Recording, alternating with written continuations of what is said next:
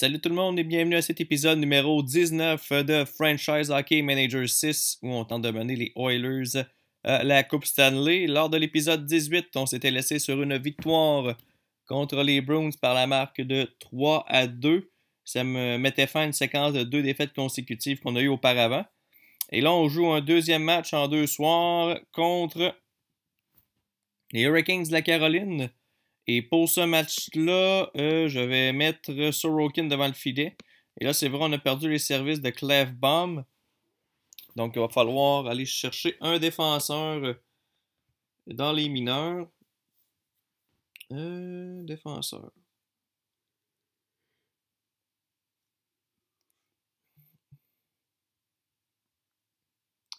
On va aller chercher... On va donner du temps de jeu à Philippe Broberg, tiens. Juste voir qu'est-ce qu'il peut nous donner. On va mettre Nurse sa première. Carlington sa deuxième. On va mettre Clefbaum sur la liste des blessés. Et on va habiller Broberg.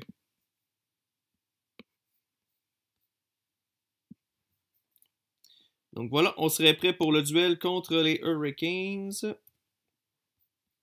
Autre match à l'étranger. Et c'est Louis Domingue qui va faire face à Sorokin pour ce duel. Bon match du côté de Raleigh. Dès le départ, les Hurricanes qui s'installent. Et marque Ryan Dzingel sur les passes de Svechnikov et de Dougie Hamilton. Donc, dès le premier tir du match, on accorde un but, malheureusement. Toutefois, Marody qui crée l'égalité par la suite sur les passes de Miles Wood et Devin Bouchard. Donc, même pas 3 minutes d'écoulées et c'est déjà 1-1.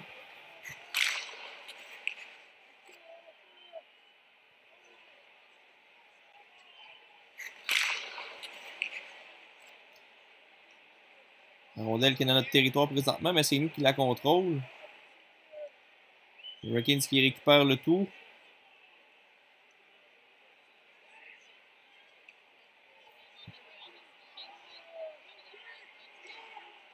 Finalement, pas de but sur la séquence. Et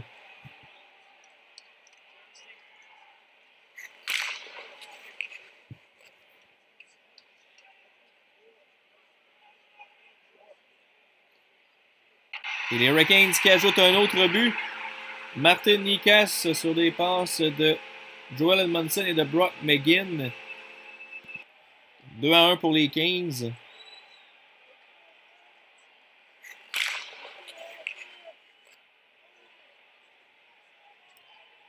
Brett Pesce qui écope d'une pénalité pour obstruction sur le gardien. Avantage numérique pour nous. Toutefois, Draisaitl qui en écope une aussitôt pour avoir accroché. Donc ça met fin à notre avantage numérique malheureusement. Les 2 pénalités qui sont écoulées. On reprend à 5 contre 5.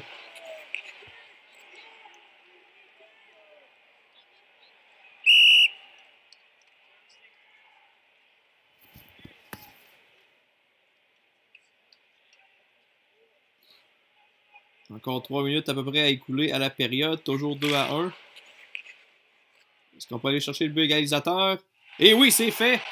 Sean Corrali sur des passes de Adam Larson. On retourne à la case départ. Il faut les Hurricanes qui attaquent aussitôt. Parce que Sorokin peut être solide cette fois-ci. Il a réussi à faire les arrêts. Encore 14 secondes. Donc après une période de jeu, c'est 2-2 la marque. 17-10 les tirs au but en notre faveur. Il y a Bellows qui connaît une première période difficile. Tatar aussi, c'est pas fameux comme première période. Nurse non plus. Bouchard non plus. Donc il y a quelques joueurs là, qui seront à surveiller pour le reste du match. On part de la deuxième période.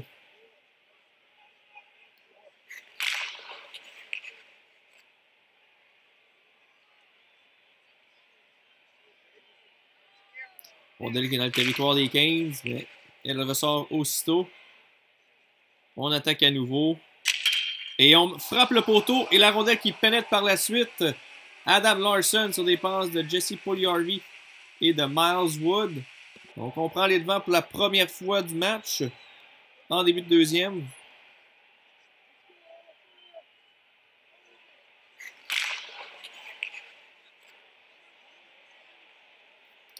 Donald Nurse qui écope d'une pénalité pour avoir fait trébucher les Hurricanes qui pourraient écrire l'égalité là-dessus.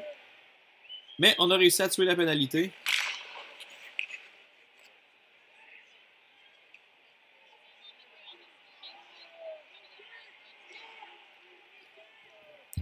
Avec une dans le territoire des 15. Pas de dégâts toutefois. Ryan Suzuki qui est chassé pour avoir fait trébucher. Avantage numérique pour nous en fin de deuxième pour reporter la marque à 4-2. Mais malheureusement, la pénalité qui a été écoulée. Il reste encore 33 secondes.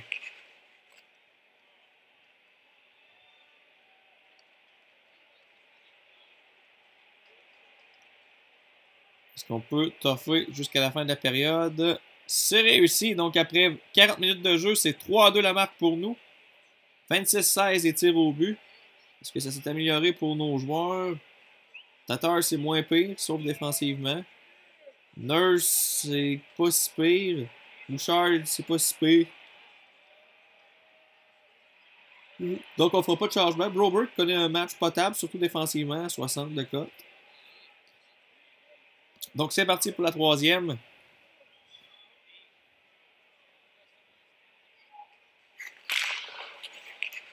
Dès le départ, on attaque dans le territoire des 15. Et on réussit à marquer un but. C'est Maswood qui marque sur une passe de Alexander Holtz. Priorité de 2 buts maintenant en troisième.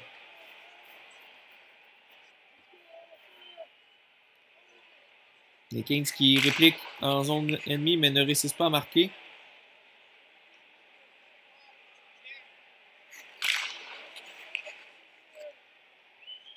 Mondel qui est dans le territoire des 15. Mais Domingue qui fait l'arrêt.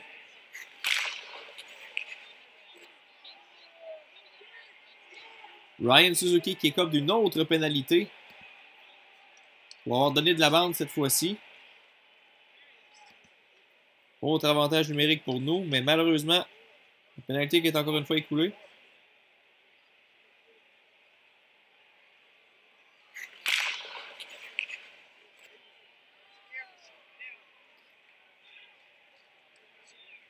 Mondel qui est dans le territoire des 15 à nouveau. On attaque beaucoup dans ce match-là, c'est quand même bien. Pas pour rien qu'on a 35 tirs au but, maintenant 36.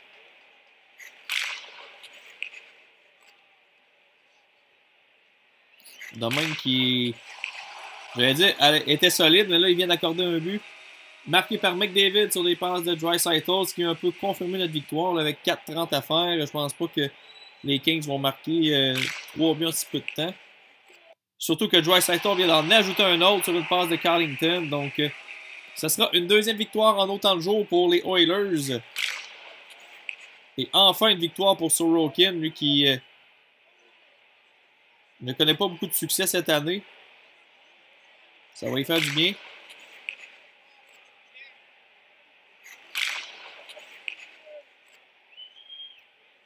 Donc, encore 7 secondes à faire. Victoire des Oilers, 6-2, 41-21 les tirs au but. Donc, une belle domination de notre équipe.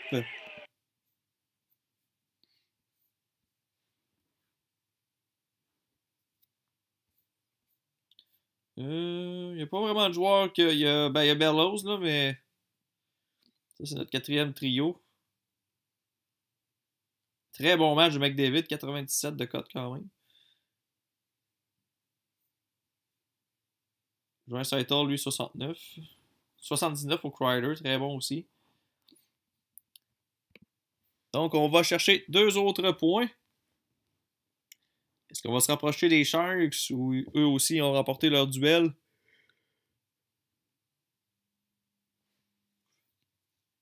On est quand même à 7 points. Mais on a 2 matchs en main. Je serais curieux de voir. Là, Faxa qui est prêt à s'entraîner de façon plus sérieuse, mais n'est pas encore prêt pour revenir au jeu, malheureusement. Bon. C'est quoi que je voulais faire? Oh, je l'ai regardé, les Sharks, ils doivent une pas pire séquence si ils s'éloignent tout le temps comme ça. Pourtant, c'est rien qu'une séquence de 3 victoires. Il y a les Flames qui sont une victoire, une séquence victorieuse de 6 victoires. C'est pas mal eux l'équipe en feu présentement. Les Ducks, ils en ont perdu 6 de suite. Eux qui rivalisaient avec nous il n'y a pas si longtemps.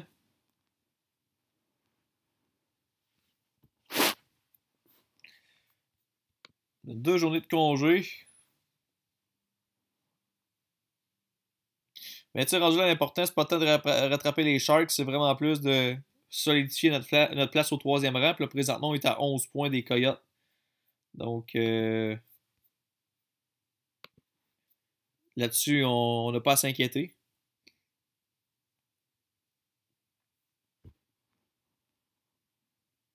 On est à 10 points maintenant. Là, les Canucks. Mais tu sais, on est à vrai une dizaine de points là, de la quatrième place. Donc, quand même bien installé.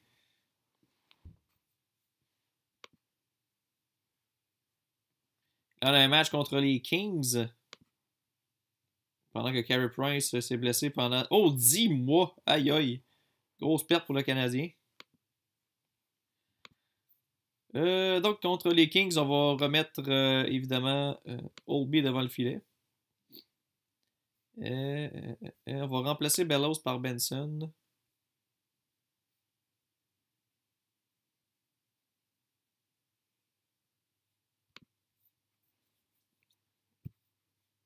Et on serait prêt à jouer ce match-là. On est de retour à domicile. Et c'est Jonathan Quick qui va faire face à Braden Oldby pour ce match-là. Bon match du côté du Rogers Place. On y va pour une troisième de suite. Dès le départ, on est dans le territoire des Kings, mais pas de dégâts. Autour des Kings d'attaquer. Toutefois, on récupère la rondelle, mais c'est intercepté.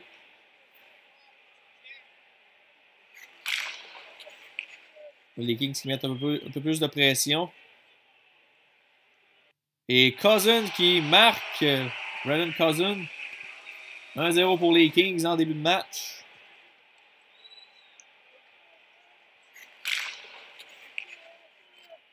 Aussitôt, on se dirige vers le territoire des Kings, mais pas de dégâts malheureusement.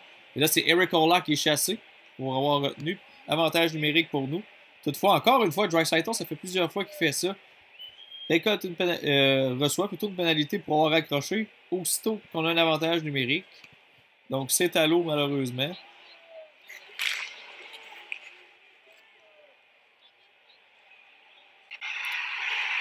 Et on crée l'égalité, c'est Philip Broberg qui marque sur les passes de Larson et Benson. C'est son premier but dans la LNH pour Broberg.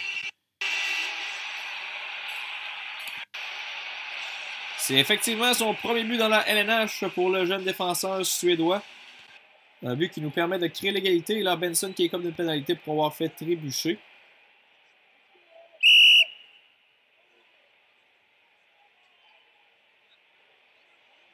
Et Rick Ola qui est comme d'une autre pénalité pour avoir retenu.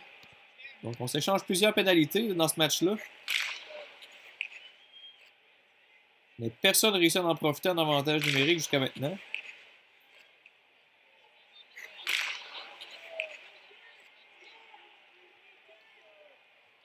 Roman Starchenko qui est chassé pour avoir fait trébucher.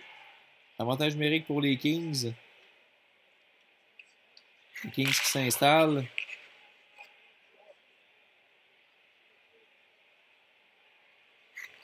On réussit à s'en sortir jusqu'à maintenant.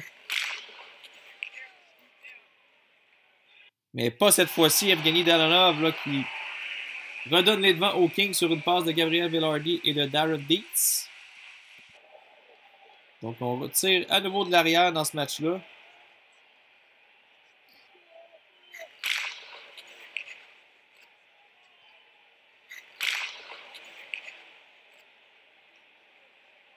Pour une fois, on est dans le territoire des Kings. On ne réussit pas à marquer là-dessus. Autre attaque de notre part.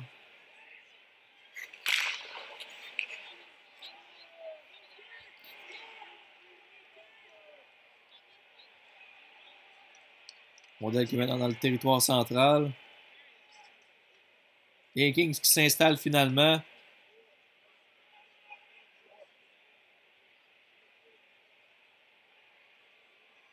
Longue séquence, mais qui mène à rien.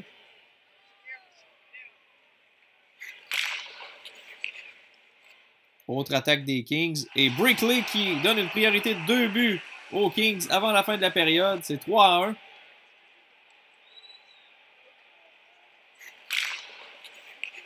Donc après 20 minutes de jeu, les Kings mènent 3-1. Pas un gros départ là, pour Oldby présentement. On va se mettre un petit peu plus offensif.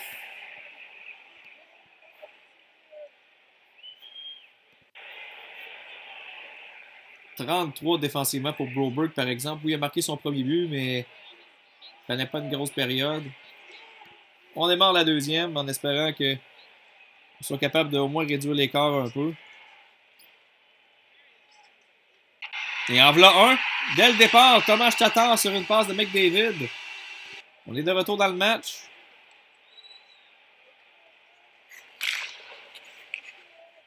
Ça va prendre le meilleur travail de Oldby toutefois.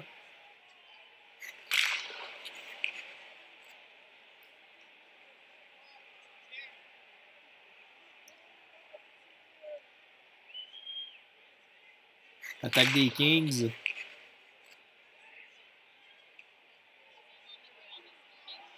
Oldby qui fait les arrêts.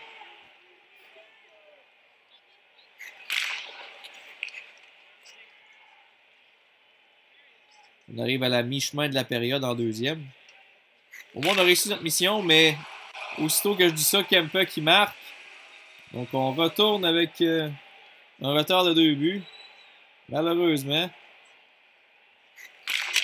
Et là, on frappe le poteau.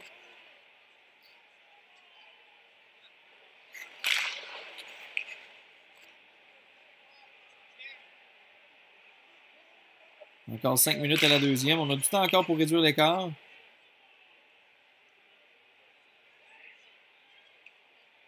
On est toujours dans le territoire des Kings. Et on marque Starchenko sur le passe de Benson. On est de retour dans le match. Encore une fois. Est-ce qu'on peut aller chercher ce but égalisateur-là? Peut-être avant la fin de la période. On est toujours dans le territoire des Kings. Malheureusement, non. Donc, après 40 minutes de jeu, c'est 4-3 pour les Kings. 19-17 les tirs au but.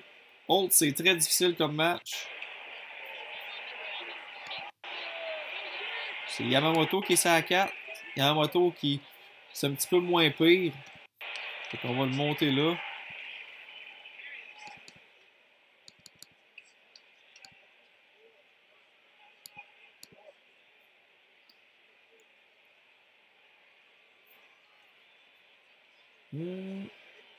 Donc, Petrie et Larson, c'est qui est le meilleur? Petrie 50, 55, 45. Larson. Ok, c'est Larson qui est le meilleur. On va laisser ça de même. Donc, on y va pour la troisième. Est-ce qu'on peut aller chercher le but égalisateur?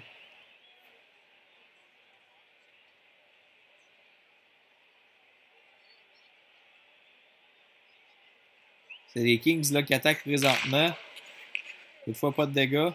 Et là, Kopitar qui est chassé. Belle occasion d'aller chercher ce but-là. C'est parti pour l'avantage numérique. On est installé, mais pas de but. Et malheureusement, la pénalité qui est écoulée. On vient de rater une occasion en or là, de remettre le tout à 0.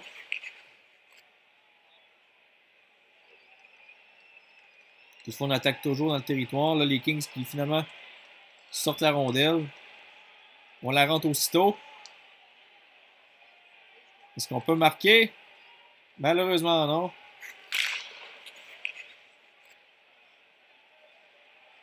Faut pas dire qu'on n'a pas essayé. Darren Dietz qui est chassé.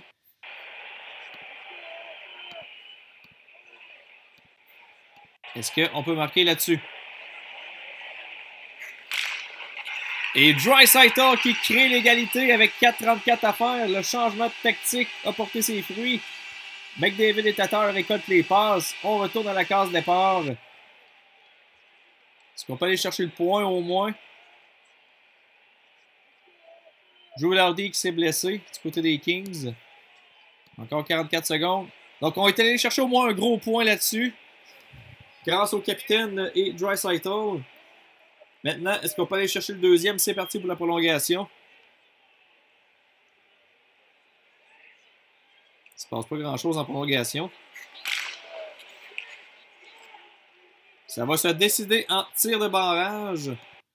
Je vais juste m'assurer qu'on a les bons joueurs en shootout. McDavid, Draisaitl, Kreider, Puljujarvi, Holtz.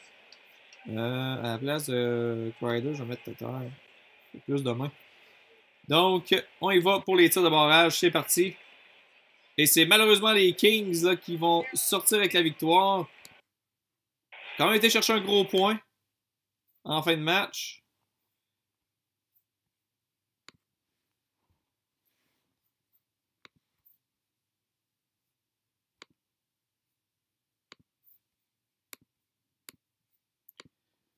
Faut que je choisisse mon capitaine dans le roster. Ça va être. Bumpole, c'est notre meilleur joueur. Voilà.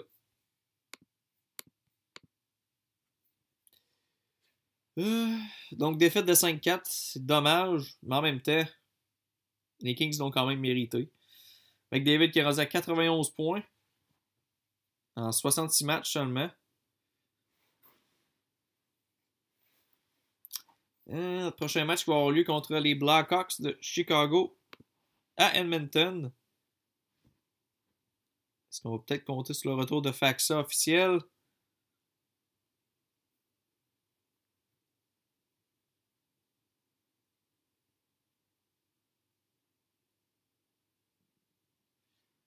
Il y a Brenning qui est proche d'un retour au jeu.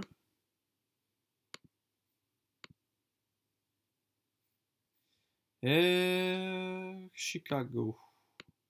Est-ce qu'on fait des changements? Je pense qu'on va laisser ça comme ça. Il y a peut-être un moto que je vais monter vu qu'on a un meilleur match. J'ai une petite punition à Holtz. Ouais, on va y aller comme ça. Donc on est prêt pour jouer contre les Blackhawks. C'est Kincaid devant le filet face à Braden Oldby. C'est parti du côté du Rogers Place. Dès le départ, là, les Blackhawks qui prennent d'assaut notre territoire. Toutefois, on se défend bien pour là.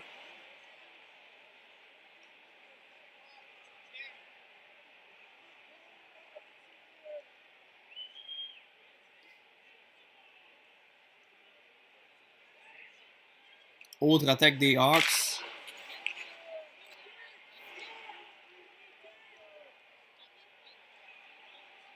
On s'en sort toutefois. À notre tour de s'installer. Kincaid qui fait l'arrêt.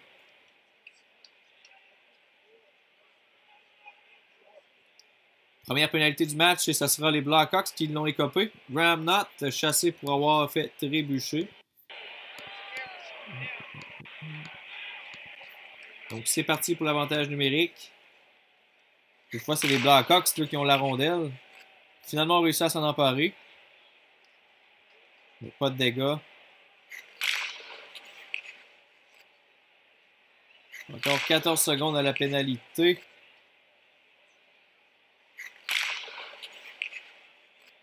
Et Kuraly qui marque sur une passe de Jeff Petrie. 1-0 pour nous.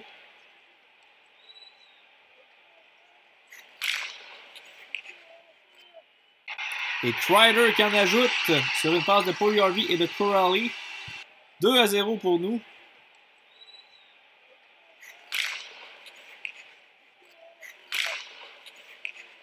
Et là, on attaque encore. Et Starchenko qui marque 3-0. Adam Larsson et Benson qui récoltent les passes. Grosse première période pour nous. Kincaid là, qui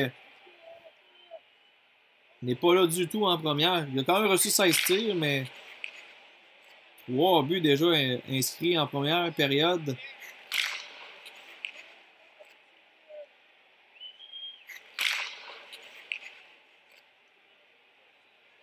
De son côté, Oldby qui est toujours parfait.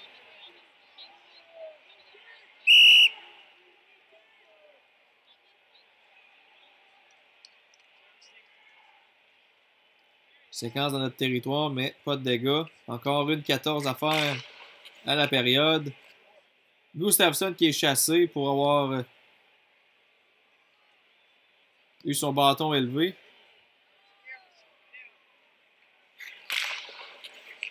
Encore 18 secondes.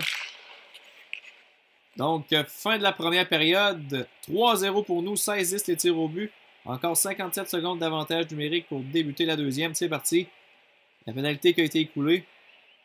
Et aussitôt, les Hawks là, qui s'installent en attaque. Et DeBrincat qui marque pour réduire l'écart sur les passes de Eric Gustafsson et de Slater Koekkoek.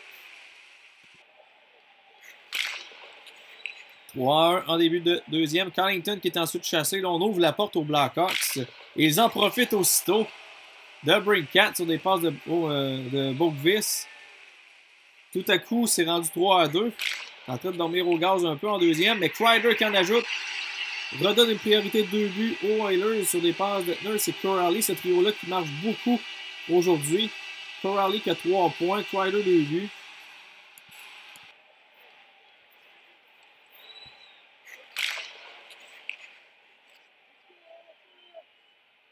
Là, Eric Gustafsson qui est blessé là, du côté des Hawks.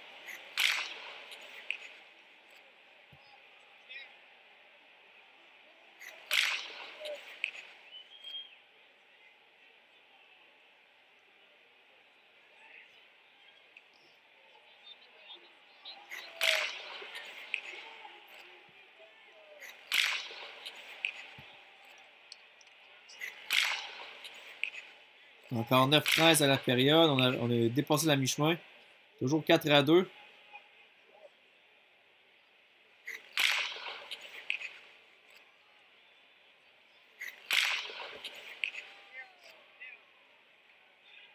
On attaque quelques fois dans le territoire des Hawks, mais ça mène à rien jusqu'à maintenant. Il y a Jonathan Taves qui est chassé pour double échec. Autre avantage numérique pour nous.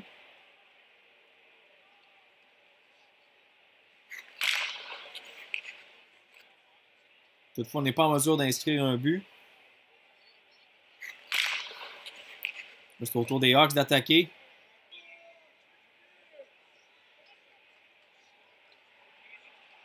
Mais on s'en sort. Idéalement, si on peut garder notre priorité de 2 buts pour débuter la troisième, ce serait l'idéal. Là, les Hawks qui attaquent en fin de période toutefois. Ils ont réussi à s'en sortir pour là. Les Hawks qui attaquent aussitôt. Finalement, on s'en sort. 4-2 après 2. 25-19 les tirs au but. Yamamoto, c'est difficile. Holt qui est vraiment meilleur là, dans ce match-là. On va le remonter sur la 3.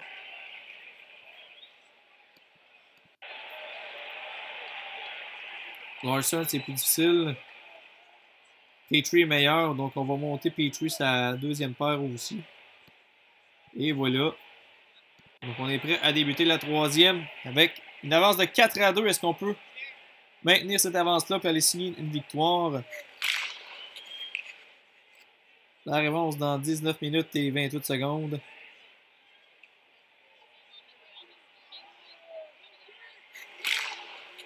Là, les Hawks qui attaquent à nouveau, mais ça mène à rien.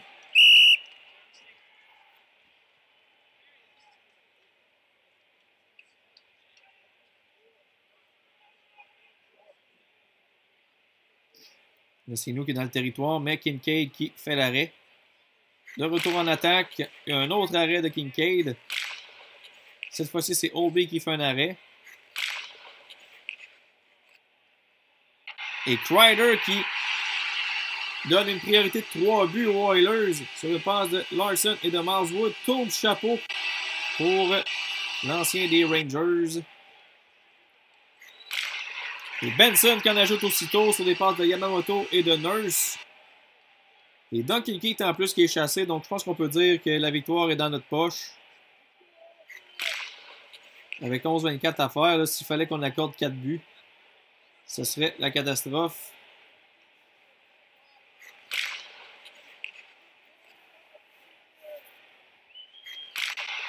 Et un autre but, cette fois-ci, c'est McDavid sur des passes de Bouchard. 7-2.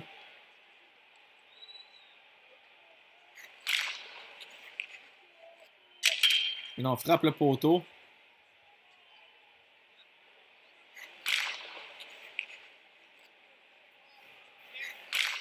Le Brincat qui réduit l'écart. Lui, je pense qu'il a son tour de chapeau lui aussi, si je ne me trompe pas. Le Brincat. Oui, 3 buts. Donc, tour de chapeau pour l'attaquant des Blackhawks. C'est lui qui a les 3 buts de son équipe.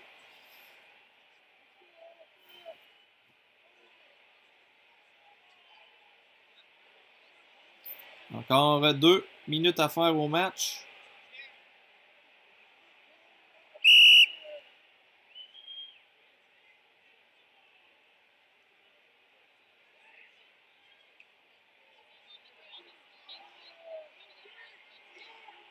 Il y a Dusha qui est ensuite chassé pour avoir fait trébucher. Et c'est de cette façon que le match se termine. Grosse victoire de 7-3 contre les Blackhawks. 42-32 les tirs. On est de retour sur le sentier de la victoire. 3 messages. Et Gustafsson qui est finalement blessé pour 3 mois. Donc, mauvaise nouvelle pour les Hawks.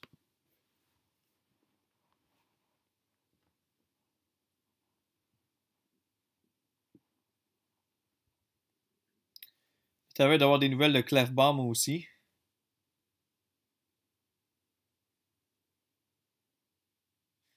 Obi qui est toujours au 2e rang pour les victoires. McDavid qui est à égalité au 2e rang pour les pointeurs avec 92. Faxa est prêt. Brennan est prêt aussi. Bon, enfin des bonnes nouvelles. Donc, Starchenko va scratcher. Marody va aller là. Oh, il faudrait que je l'enlève de la liste des blessés. Active roster. Faxa, active roster. Lines. Bon, à la place de Starchenko, on va envoyer Faxa.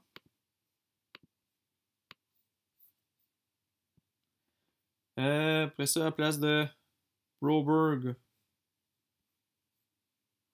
Je crois que Broberg a joué un bon match, par exemple.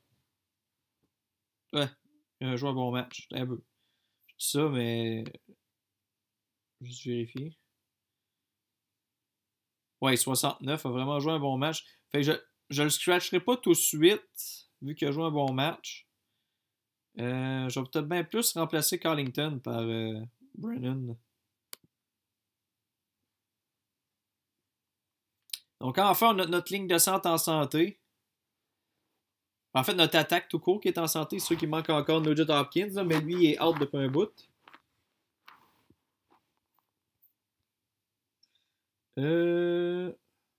Donc, on va y aller comme ça pour ce match-là. 2 retours au jeu. Il y a juste le powerplay, par exemple, que je veux aussi régler. Fait ça. Fait ça aussi. Fait ça aussi.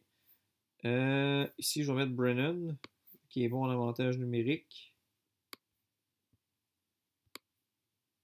Et voilà. Donc, on serait prêt à débuter le match contre les Hurricanes. Et cette fois-ci, ce sera à domicile. Dernier match là, avant de terminer cet épisode-là.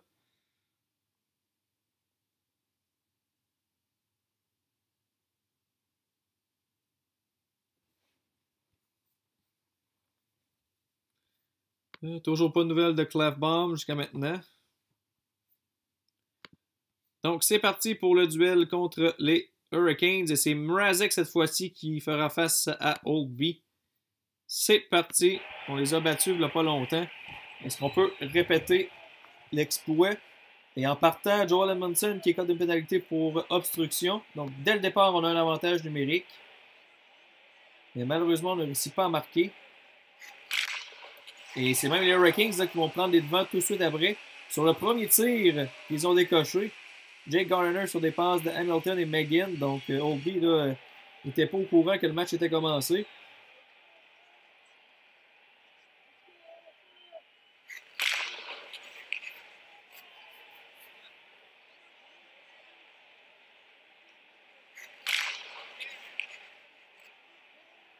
Modèle maintenant qui est dans le territoire des Canes. Est-ce qu'on peut marquer? Non, malheureusement, on n'est pas en mesure de le faire.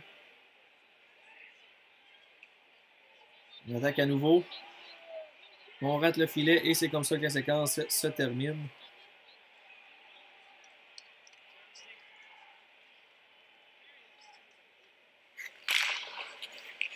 Autre séquence bousillée en attaque.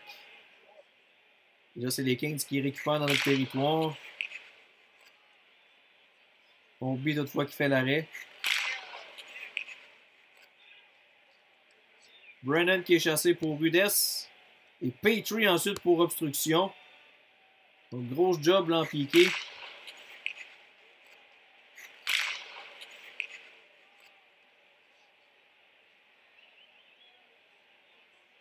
Et Slavin là, qui coupe ensuite une pénalité pour bâton élevé. Qui a un peu nous sauver de cette situation-là. Mais Nekus qui marque quand même. Et c'est 2-0 sur les passes de McEwen et de Ryan Suzuki.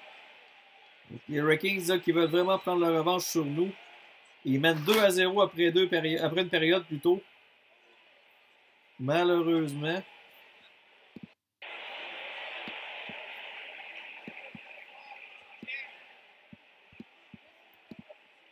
Donc c'est parti pour la deuxième.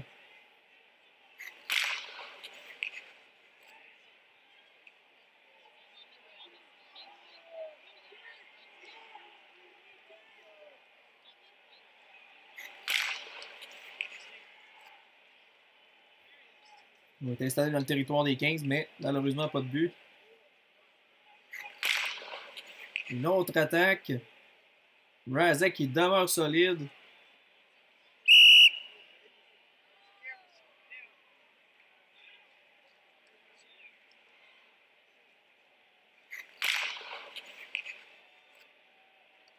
Autre attaque, mais qui mène à rien. Je pense que Mrazek va nous la voler, celle-là. Ben, je dis voler. C'est sûr que les Kings, ils jouent mieux que nous présentement, là, mais quand même.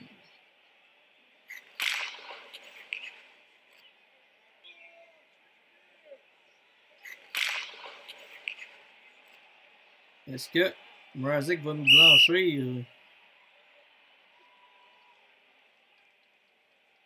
Donc, après deux périodes de jeu, c'est toujours 2-0 pour les Kings. 23-21 les tirs.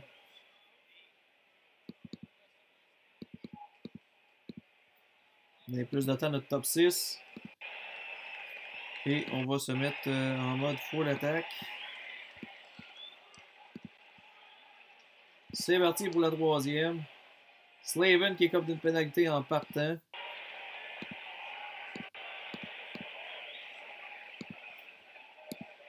Donc avantage numérique, c'est parti. Cette fois, c'est les Hurricanes qui ont attaqué. Et encore une fois, la pénalité qui a été écoulée.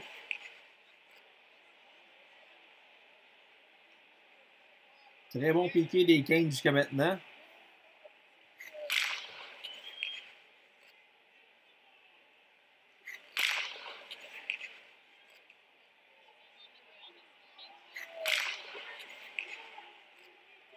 C'est les Kings qui contrôlent beaucoup le jeu en troisième, malheureusement. On ne tire pas très souvent.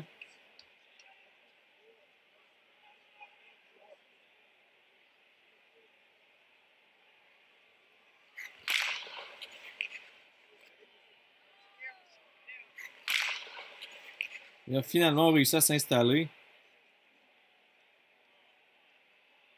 Mais on ne marque pas encore. Et là, on vient de dépasser la mi-chemin de la troisième. Le temps s'écoule de plus en plus. Et on perd toujours par 2 buts. Faxa en plus qui est chassé pour rudesse. Vient pour nous aider.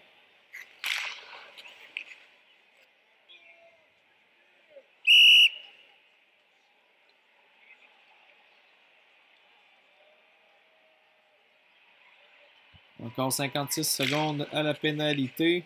Est-ce qu'on peut toffer ça? On a réussi. 43 tirs pour les 15, maintenant 44. Donc on peut dire qu'ils méritent pas mal la victoire. Ils ont été beaucoup plus offensifs que nous.